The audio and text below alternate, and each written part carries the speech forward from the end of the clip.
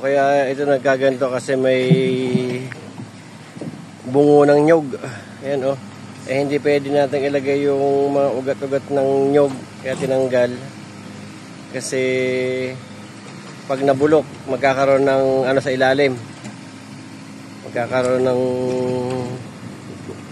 butas. Eh pag dinanas kaya baka mabutas. Bumaba yung semento. Kaya ang gagawin natin dito, pag may ano tayong panambak, ito na agad ang tatambakan natin, yung unahan. Tsaka ito, papaano ko yung ayos ng slope ng karsada na to para hindi maano, yan oh. Medyo patag ng kaunti, kakaahon doon para magandang ahon. Ayan. Patapos na yan. Ayan oh. Yan, ganyan. Ganyan na lumaki ang nagiging daan mo.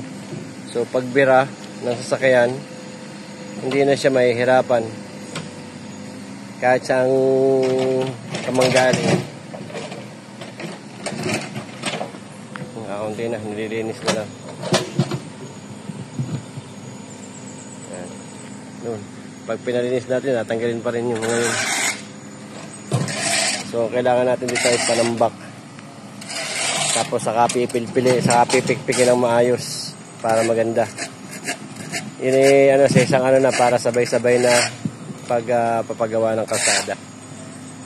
Pero una dapat muna ipanambak agad rito.